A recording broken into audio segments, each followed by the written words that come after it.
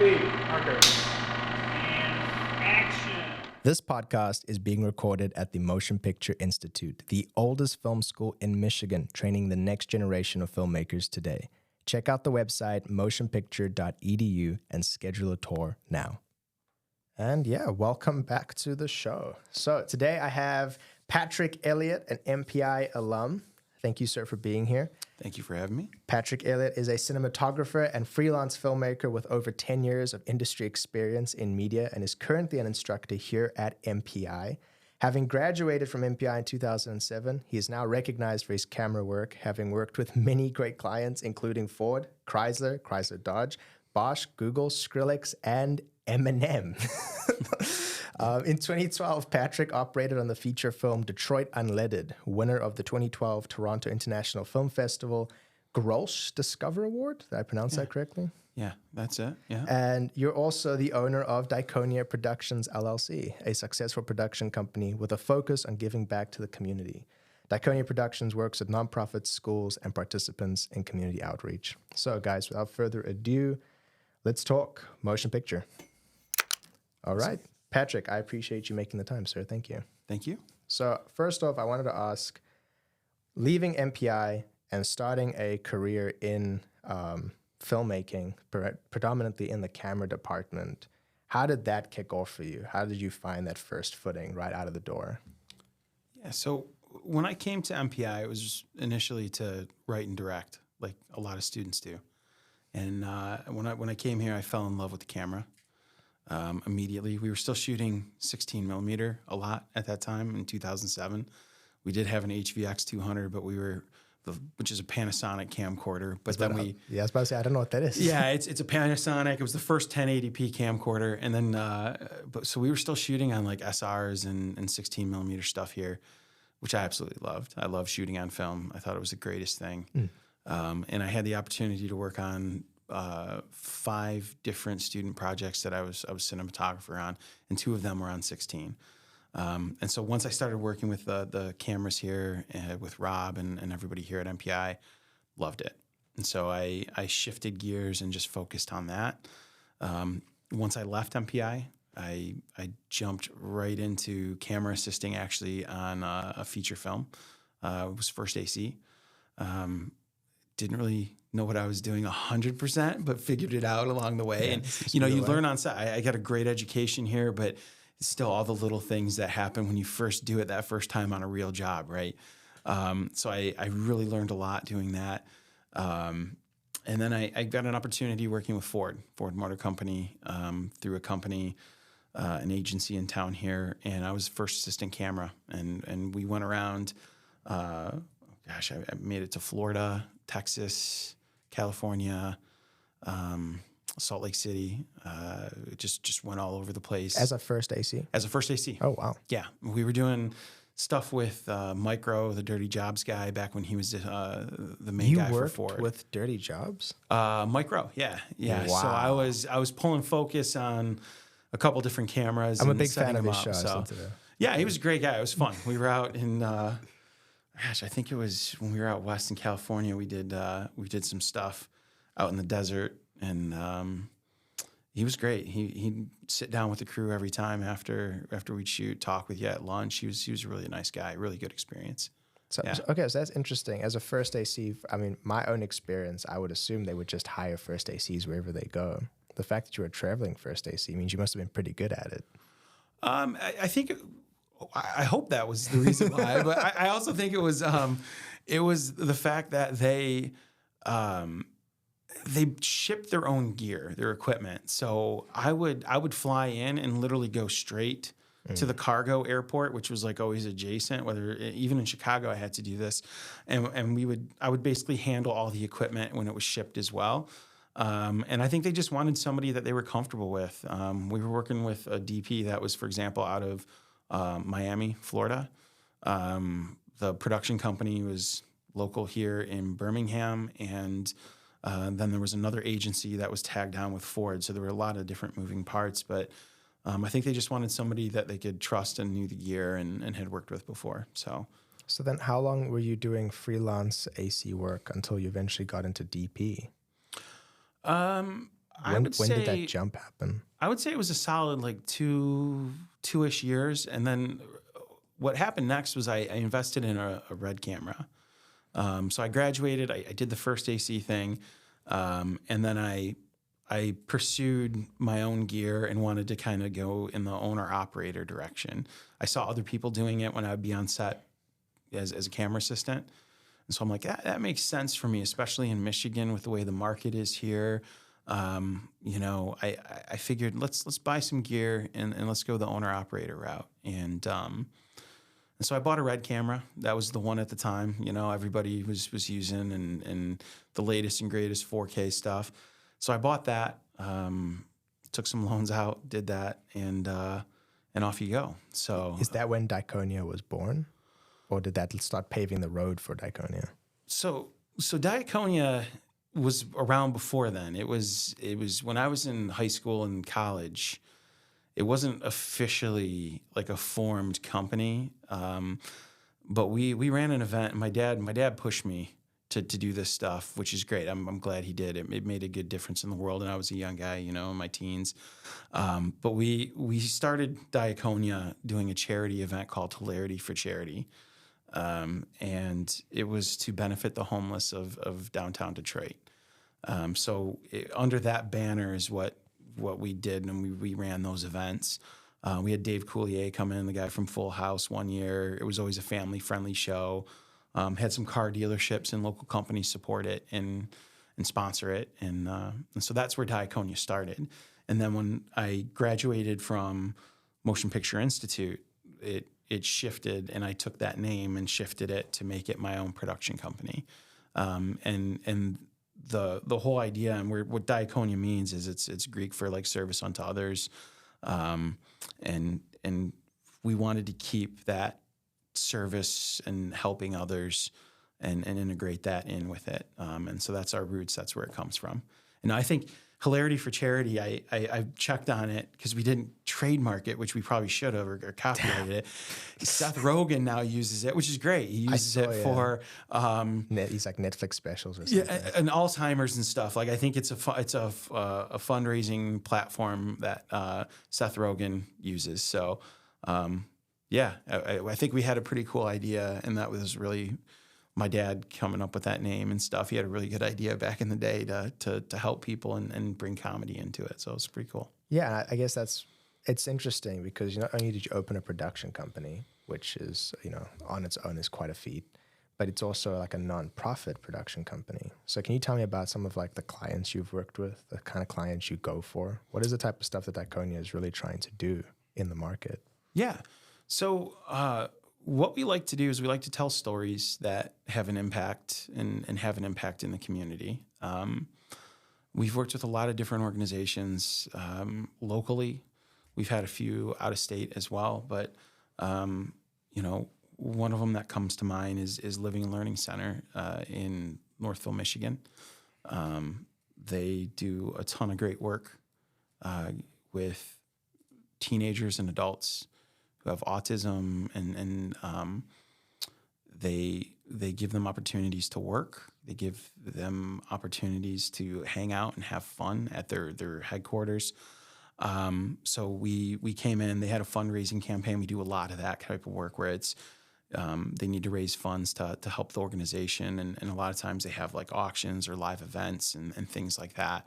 And so we make videos that help promote that. But their situation, their story was, they were growing so fast as an organization with people that had this need, right? And they outgrew their space. So they came to us in October a few years back and needed to raise like $1.2 million, I believe, by Jan 1 to get this new facility in this building.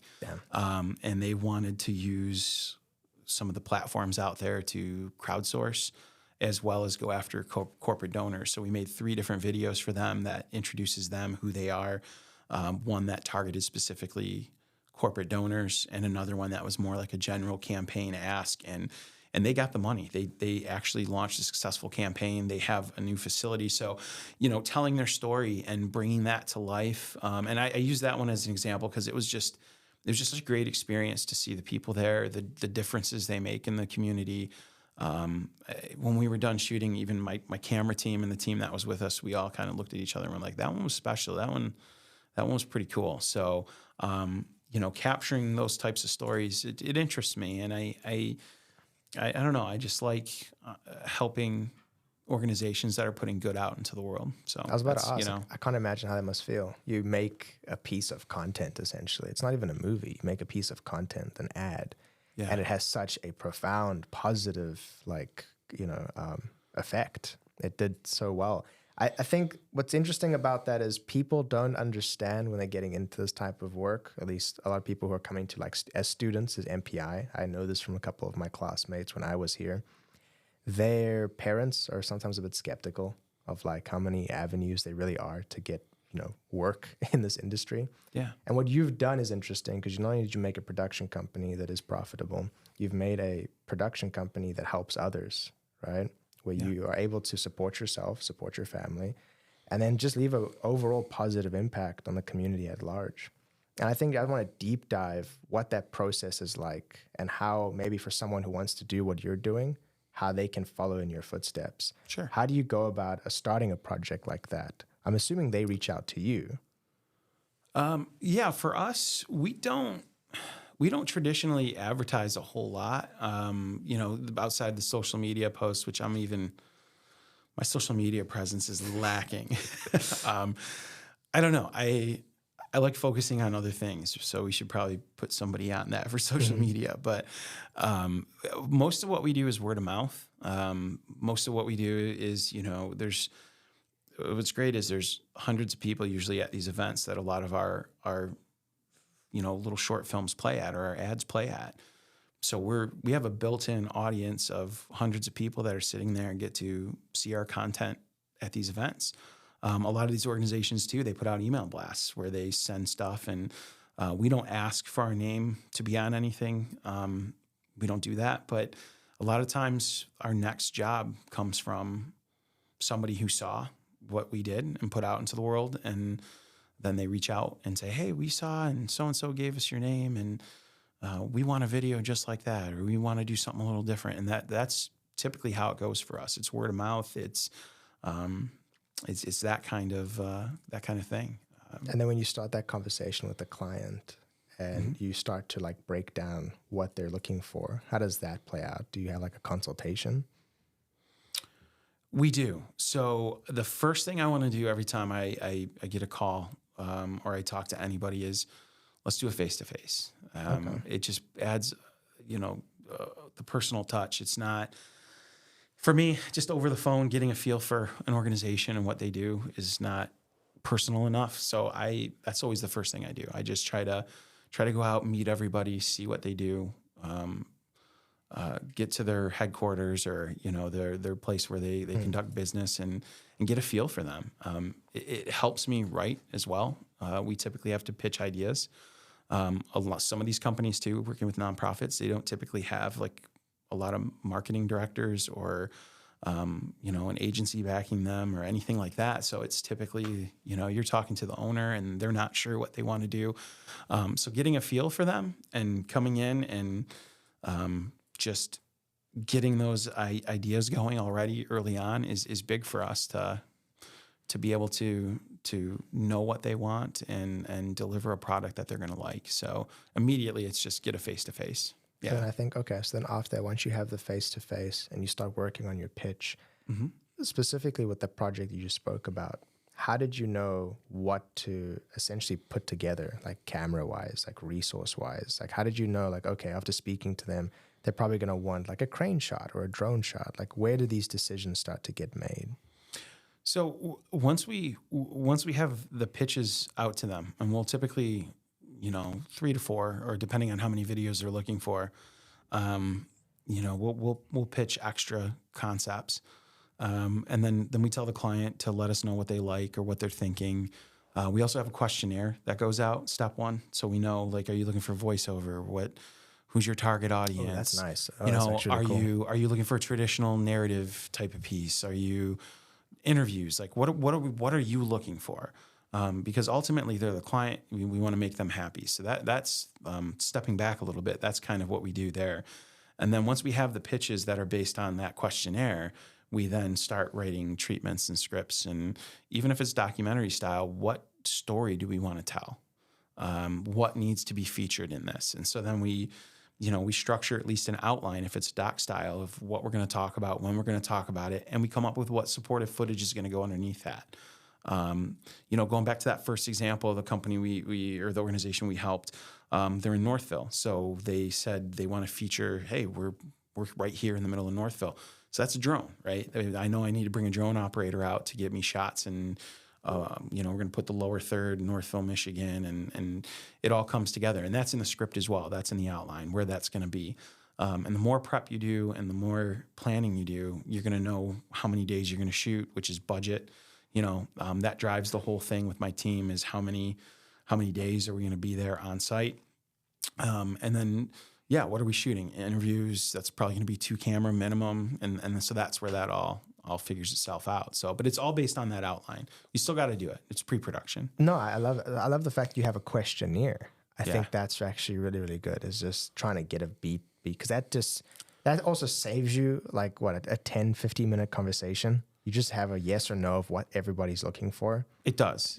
And it just points you in the right direction because there's nothing worse, doing this for 10 to 15 years. Like it's, you don't want to let the client down. You want to give them what they're looking for. And so having that just points you in the right direction. It gives you that a starting place to jump off on, And also I think it's very important for someone who's listening, who is either in this line of work or trying to get into this line of work.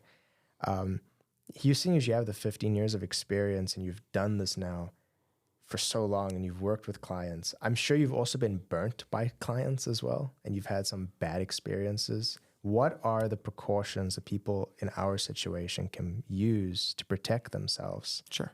Like in a contract, for example. Have a contract, I think is the first place to start, right? Yeah. Let me start by saying in all the years I've done this, maybe 2 times I've had an issue. Oh, that's lucky. 15 years, it's 2 not times. bad. It's not bad. It's not bad. Maybe count on one hand where it's like, payment and things like that. But contract, definitely. Yeah, you want to have a contract. Well, even beyond payment. Sometimes my experience, I haven't really come across the people who like delay payments or anything. Yeah. I have come across like scope creeping and stuff like that. Those kind of people who you actually don't know who you're speaking to when you're speaking to like a company and stuff. Yeah. And I know when I was a student here, we went over one of your contracts and you had like some of these stipulations to protect yourself. And if anything, to actually protect the idea of what you were trying to do for the company. Yeah. Yeah. So you're talking, when you talk scope, it's, you can end up doing edit revisions to the end of time. We've had that happen more. I've had instances where we're on revisions 16 and it's like, I know this isn't even close to being done. And that's where that script, and we've done stuff where people come to us and we're like, we got to go fast, and we do it and we bend the rules, and it almost never fails. When we get out of the blueprint that works for us, right? You're going to be spending more time in post. I hate the words, find it in post. Like that's not good. And when you're working with clients that, it needs to be here, like you can't always just say, oh, we're going to fix it in post. So contracts are really important. We got to have them.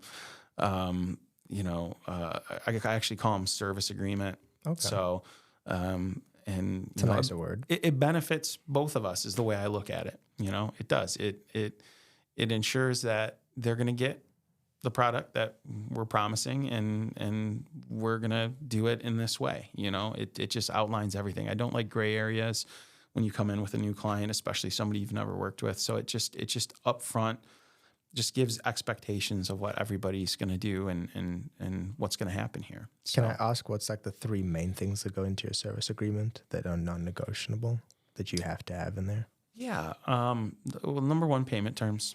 Okay. We're not going to shy away from that. How are we going to get paid, and when is it expected? When we work, we typically have a crew of like 5, 6 people. And you mentioned earlier, we're a business. We have to be able to sustain and support ourselves, and the people that work for me, you know, have to make a livable wage. So that's just part of it. Number 2 is timetable. Always expectations. You know, we're back to that word. When are we delivering final product? When are we delivering the first round of the edits? And when are we shooting? All that's laid out in there, so they know exactly when we're coming to shoot and what that's going to look like. And then probably third thing is the number of revisions. You know, when we're paying editors, there's a rate there, and there's time, and there's money being spent. So that has to be laid out as well. Again, you can't sit there and just keep editing and revising. And one more thing I'd probably add to that is point of contact.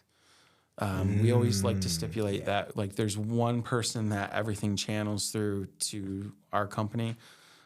Because if you end up with 3 or 4 people on an email chain all throwing ideas out there in post-production and you know, the production schedule and things like that, it can get messy pretty quick. So we like one point of contact that everything comes through. So yeah, no, I don't think we even know how helpful this will be to anybody in this situation who hasn't come across this, because there's probably a lot of people who have done projects or currently doing projects who are suffering because they didn't put this in place when they started, and are like, man, I wish, right? Well, yeah, and we'll even put in there crew who's showing up. We'll put in there equipment, what we're bringing, because, you know, we want to be upfront with everything that they're going to get, you know, and what's coming, just like any other good business would do, you know. So okay, this is a side question, because you're working with clients and you're having this consultation, you go over some of this stuff.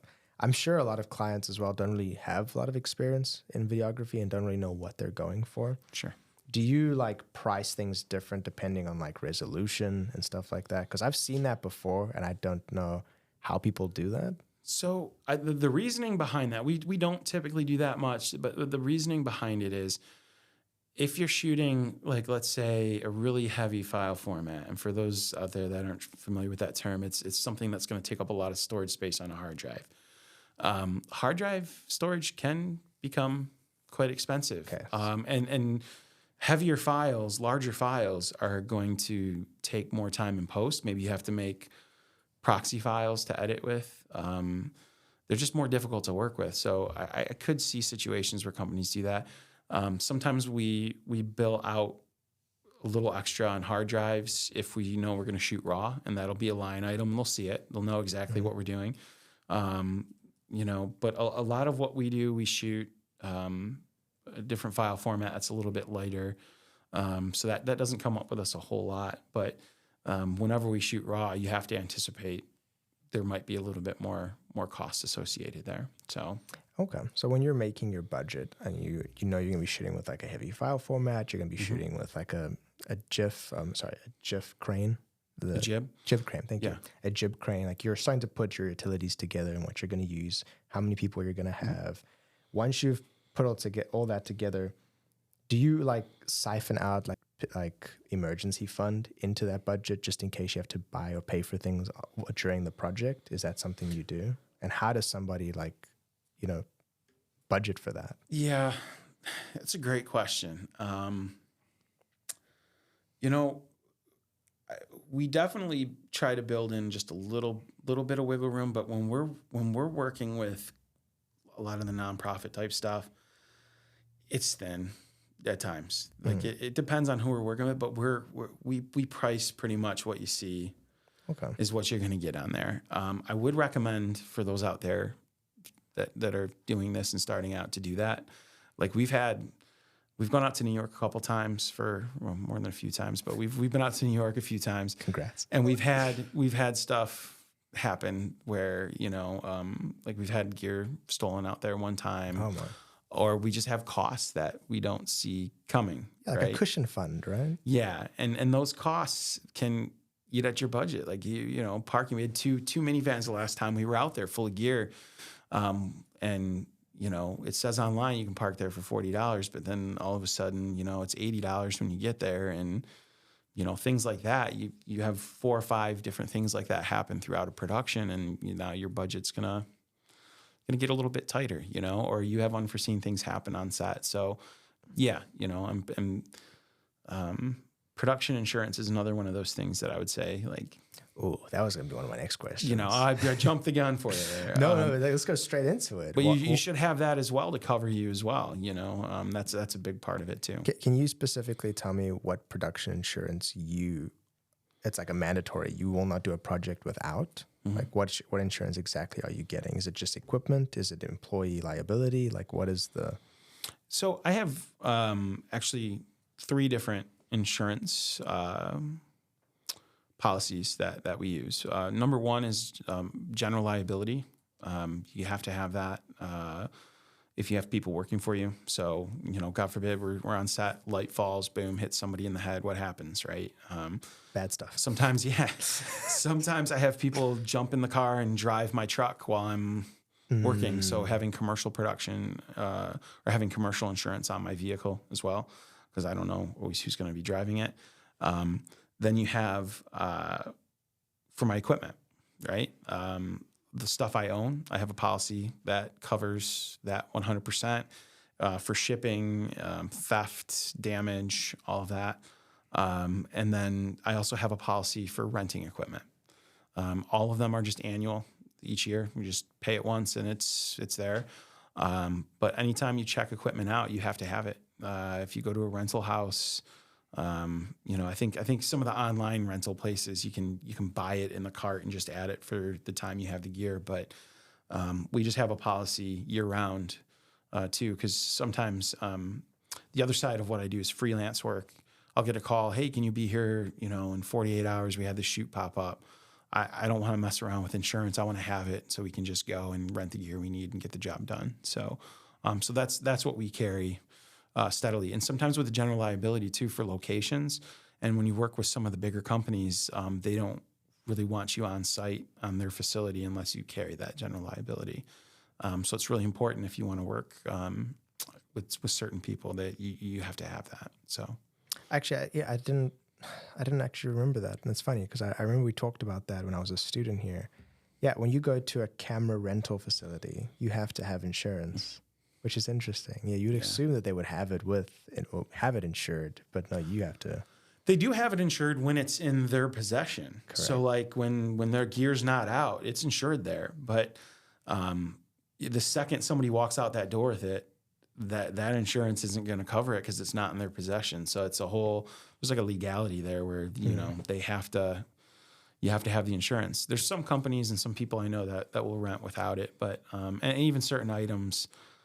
To my friends and MPI grads and stuff like that, I'll hook them up with it here and there. But for the most part, like if you're taking prime lenses or the big cameras and stuff, you gotta have it. Yeah.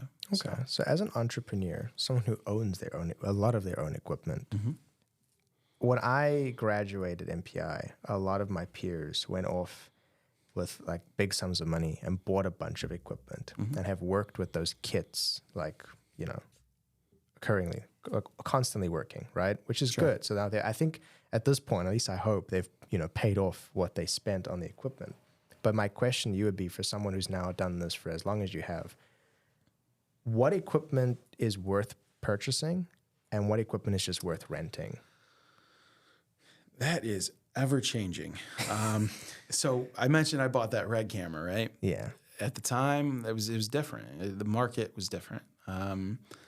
I did really well with my first couple Red cameras, just even renting them at the local rental shop. You know, it's called consignment when you do that, and shooting with them on my own.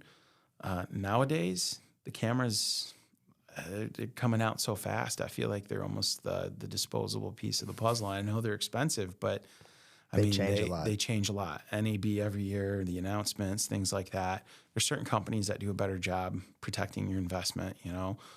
Airy and some of the big ones, but it's changing. So for me, I would say don't buy gear necessarily for rentals. If you can make rentals off of it, great. And this is what I tell the students now, you know. But if you buy equipment that you're going to use and further your craft and use it for what you want to do, what type of stories you want to tell. You know, a lot of the equipment we have is very specific to what we do with the interviews and moving fast in that environment. That would be my advice. Get the gear that is going to be better and fits your needs and your creative endeavors. Because the rental stuff is changing. You know, you can. What's a new Blackmagic? $2,000-3,000, you know, and you're shooting 6K with a little pocket camera. It's changing. But lenses are a good investment. And if you buy full frame glass, good high quality stuff that can last you 20, 30 plus years if you take good care of it. Quick little question there. Can you just explain what a full frame glass is for people who don't know? So it's sensor size. Cameras have different sensors. You got Panasonic with like micro four thirds, which is a smaller size sensor. And then you've got like 35 millimeter, you know, we would do the same thing with film back in the day, right? And then you have full frame, which is going to be a larger sensor. So the lenses, when they go onto a camera, they have to cover the size of the sensor that you have. Otherwise, you'll see the lens in the shot. You'll actually see some like vignetting in the corners, the edges, right? So getting a full frame lens to me is smart because you're future proofing yourself down the road. Even if you're shooting on, you know, a smaller size sensor camera right now, that's what you can afford out there, or that's what you bought. That lens, if you upgrade down the road, it can still be used across multiple cameras. So for me, lenses is a great investment. We've got a set of Zeiss CP2s. I like them. I want to get a set of anamorphics or something different, but is the curse, right? They do well, you know, and I've been using them. I've slowly built them up over the years that kit. It wasn't like a buy it all at once. And we've got a full set now, and I'm planning on using those for years to come. I mean, that's a strong investment there. Yeah, the gloss, right? That's what matters. And the support stuff too. If you buy the right support items, the right set of sticks, like a good Sockler or Connor. So that's what I'm talking about. Is I know a lot of people who were very excited to buy cameras and so forth. Yeah. And are now, like, whenever I see them on Facebook, they're constantly buying new cameras. Yeah. And I'm like, never ending. Yeah, it becomes like an addiction, right? Yeah. And don't get me wrong, I wish I could buy these cameras. They're like sports cars. You know, you just want to have a shelf with them in the back, like all those YouTubers, right? I love it. Yeah. Like, look at my babies. Yeah. But I think what's so fascinating is there's a lot of people who probably have never been in the film environment and have just watched YouTubers and are kind of like curious as to what to get. And from someone with your practical experience, I think that's a great place to start if you can afford it. And you want to buy equipment, future-proofing yourself by getting full-frame lenses. That's going to be half of the work because a lot of times the camera can be great, but if the lens isn't like decent, the image isn't going to really go anywhere. Right. And then a good pair of like tripod sticks, but like also audio equipment. What do you recommend in terms of like audio equipment someone could get? Stuff like that. Because I don't think that ages as quickly as like cameras do. Yeah. Well, I don't do a whole lot of audio gear. We don't own a lot of our own gear. We have simple Sennheiser G3 lavs if we need them, the wireless. We do a lot of single source for documentary style stuff, which means we just plug right into the cameras and mix right on board, which you can do. You can get a little mixer. I know Tascam. We have a little Tascam recorder. It's great, but we hire out a lot now for audio. And let them handle that. That frees us up on set. But you know, Rode's a solid company. You can't go wrong with Sennheiser, Rode, that kind of stuff. It's all rock solid, you know, and bang for your buck. Even Rode, they've got some pretty good stuff out there. So and then on top of that, then in terms of backups, because I think I called you. I think it was last year in the summer. I remember. I had lost an entire edit for a short film that I was doing because my hard drive got corrupted because my computer formatted for whatever reason. And we were able to recover the files, but not the actual film. I had to re-edit the film. But my question to you would be the importance of backups and how you prep yourself, because in my situation, the only people I disappointed was like myself, you know, Jay behind the scenes here, that film just disappearing. It was like 3 phone calls, broke a couple hearts, and that was it. In your situation, you have clients who are paying you a lot of money to do projects. Can't lose it. You cannot afford to lose anything. So Yeah. how do you prepare yourself and prep for that? I know we spoke about the drives, Yeah. but then like the backup process, like all that, do you account for like the time that'll take as well? Yeah, we definitely account for that. Having a data manager, somebody on site that can do that for you is a good thing. If the budgets get a little tight, though, have enough cards that you can make it through the day, so you don't have to reformat anything, that you're shooting on. And then having 2 good, reliable drives at all times. That's non-negotiable. A lot of companies are doing 3. We typically have a backup A, backup B, and then we've installed probably 3 or 4 terabyte solid states in our edit machine. So we'll shuttle onto the edit machine, and we cut everything off of the solid state. And every night when we cut, because like you said, you lost in an edit, it goes to backup A, backup B. So everything is basically mirrored and looks the same. It can save you so many headaches. And honestly, if you lose the footage, that's going to be a huge cost to make things up, especially if you have 3 days of production with, full crew. Like that's a big hit. And as a company, you have to deliver what you say you're going to deliver. So for me, if we had that mistake, we'd go back and we'd be reshooting it.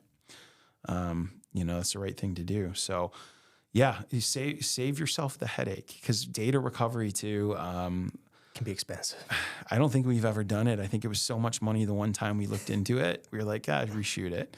And that was just a freak accident where a drive failed. And I think one we bought had this weird click when we were on site, and we noticed it, and it was just bad luck. We only lost maybe half a day on that, and we had to make it up. But we have a pretty good system now where we back up, and we like the solid states now.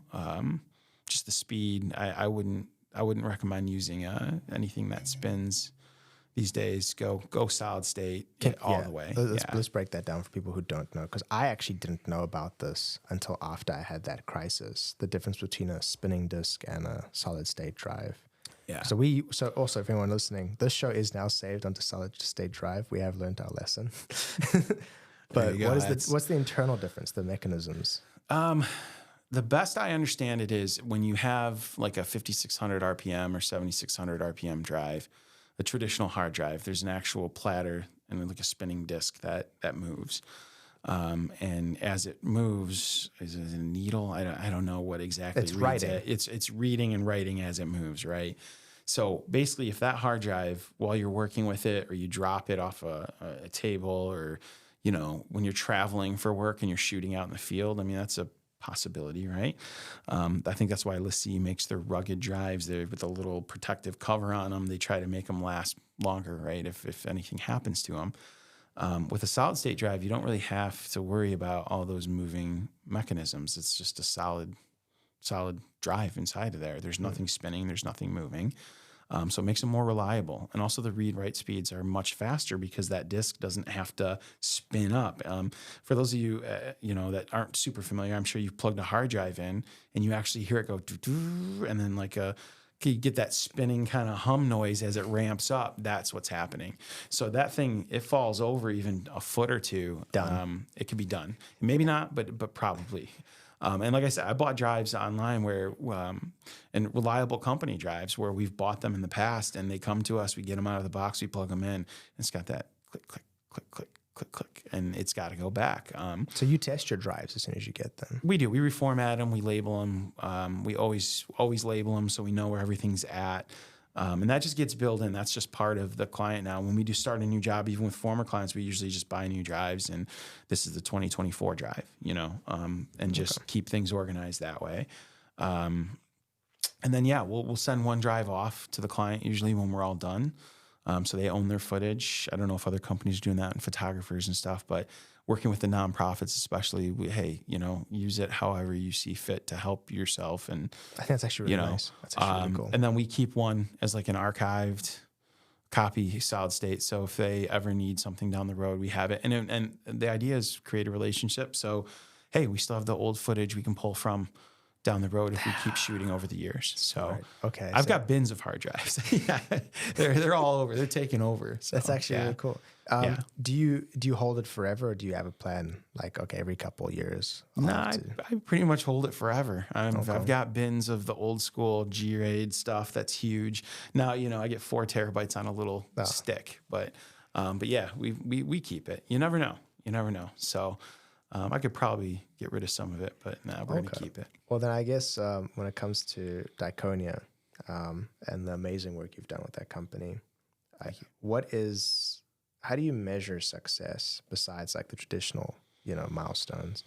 Like how do you know when a project's been successful? I know we spoke about this project and how you saw its positive impact, but more than that, how do you know you yourself as a filmmaker when you're fulfilled? That's a great question. I think success for me is when I have everybody on site and we're working together, because I love my team. I couldn't do anything without them, and who we work with day in and day out. When we're all there and we're having fun and we're creating something that's making a difference, we're working with people that a lot of times could use help, and we're providing that to them. And when they're happy with it, and everything is just flowing and working in one direction for good, that's success for me.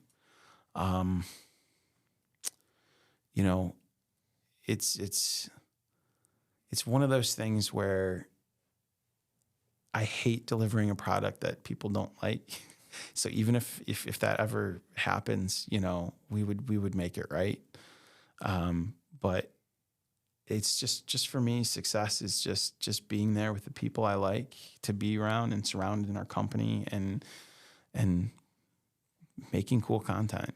That's number one for me. It's just putting stuff out there into the world that's fun and engaging to watch. So And making a living while doing it. And making a living, yes. My my wife definitely, and my kids. I got 4 kids. Yeah, they agree. So, but you see, because this will be my last question. As filmmakers, I think a lot of people, like you said, you came into film school with the mentality of I'm a writer director. That's gonna be it. That's gonna be how I live my life. And it's not the only path.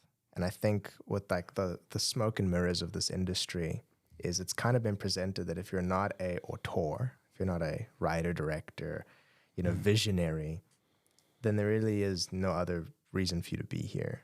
Where in reality, what technology has enabled, like this in this room right now as we speak, what technology's enabled us to do with creating content at this level of accessibility, it's really, I think, bridged that gap, and it's allowed us to, create new opportunities for people to do what you do incredible work that helps others, do incredible work that allows you to make a living, as well as scratch that creative itch and do something that matters and something that you feel fulfilled doing. And that's why I wanted to know how you measured success, is because I myself, and I know I speak for a lot of my peers who went to MPI, we look up to people like you, people who are in the state, making a living, doing something important while they're making a living, and are creative.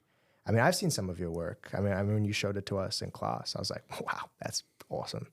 Thank you. Yeah. So it's stuff like that I wonder, and I hope that it hits the right audience, because I know a couple of my peers who listen to this could really hear it. There's more than one way to make it. There is. And you've made it, sir. And I know what you're saying there with, success sometimes in this industry, like you're saying, like you got to be the director, the person on top controlling the whole thing. But there's so many different ways and so many different avenues to work in this industry, and cool little segments you can find. So yeah, it's awesome. Patrick Elliott, it's been a pleasure, sir. Thank you for being here. Awesome. Thank you so much. It was a pleasure. And that is cut. This podcast is brought to you by Motion Picture Institute, a film school located in Troy, Michigan. If you'd like to know more about our extensive one-year filmmaking program, please check out the website at motionpicture.edu and schedule a tour today.